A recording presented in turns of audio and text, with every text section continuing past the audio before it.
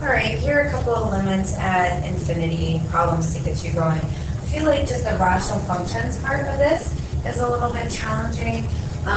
Most of our limits in these cases are going to be does not exist. If you can't plug it in, if you can't factor and cancel, you're going to have an asymptote. So this is all about knowing the shape of the graph, knowing what the graph is doing. It's going to negative infinity from one side and positive infinity from the other. What's happening?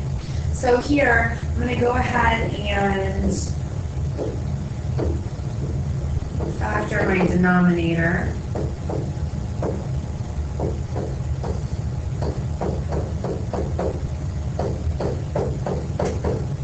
So I have two asymptotes. I'm going to have a vertical asymptote at positive 5 from the x minus side, and one at negative 5 from the x plus 5.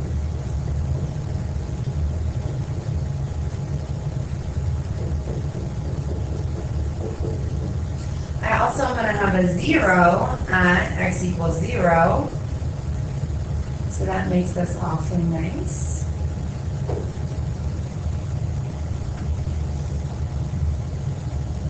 Okay, so now that we have our asymptotes placed and our zeros, we want to know what else is going on here. And we specifically want to know what's going on around 5. So I'm going to, I think, do a little table for 3 and 4, and then as well as 6 and 7 to give us what's going on around 5. And we know at 5 we have that asymptote. And 6 and 7. And that should tell us the trend, like what's going on as we get close to 5. We're plugging into x over x squared minus 25, or you can do x over x plus 5 times x minus 5. That works as well. So at 3, if we plug 3 in, so we have 3 over 9 minus 25 is 16, negative 16. So we're below the x-axis. So at 3, we're at negative 3/16. Let's see what's happening at 4. So 4 squared is 25. So it's going to be 4 over 16 minus 25 is negative 9. So that's just a little less than 1/2. So what's happening here is we're going down, right? We're going down. You could absolutely put in 4.5 or 4 3/4. What's happening here is these are trending down. So you can be pretty safe to say that from the left,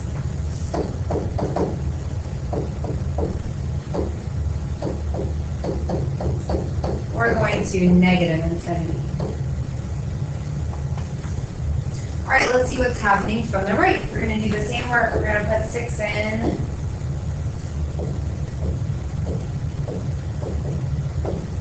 So that's 36 minus 25. So that's going to give us positive 9. So now we're above the x-axis, and it's a little more than 1/2. So we're here.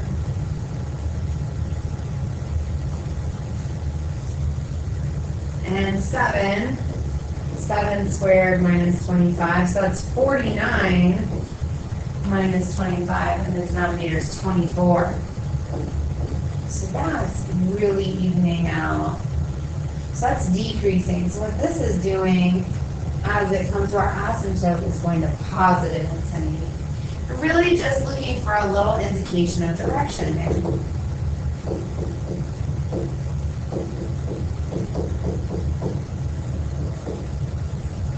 So from the left, we're going to negative infinity. From the right, we're going to positive infinity. So this two-sided limit does not exist. Now, we know that the two-sided limit does not exist if there's an asymptote there. But what we're really practicing with here is the behavior, the very specific behavior of the graph. So 17 and 18 are very similar. Go ahead and pause and see if you can get the same kind of work done for 17 and 18 here. All right, I will work 17 now. So hopefully you tried this one on your own. It really doesn't matter that we have y's here. We're still going to use a graph like it's x's. The nice thing here is our y squared minus 36, we can cancel those y plus 6's, so we end up with 1 over y minus 6. And we can work with that. We have a whole at negative 6 from what we just canceled. We want the behavior of positive 6 though. So here we do have an asymptote out here of positive 6. Since we were able to cancel the y plus 6, we have no x-intercepts.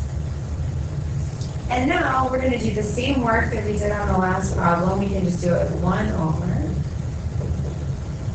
So around 6, I'm going to do 4 and 5. At 6, we have an asymptote. I'm going to look at 7 and 8. There are absolutely asymptotic situations where you have 2 asymptotes going to positive infinity or 2 going to negative infinity. So you just need to know what infinities you're looking at from the left and from the right. When we put 4 in here, 4 minus 6, we get negative 1/2. So 4, we're at negative 1/2.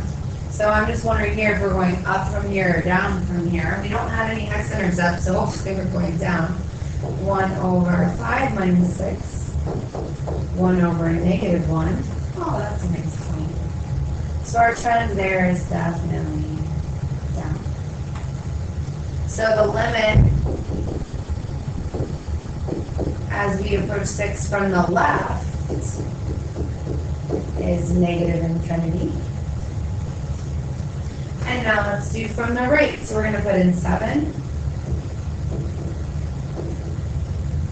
At 7, we're at 1. So I know that's not on our graph here, but I'm going to put it here. And see at 8, 1 over 8 minus 6 is 1. So it's coming down. So from the right, the trend is up.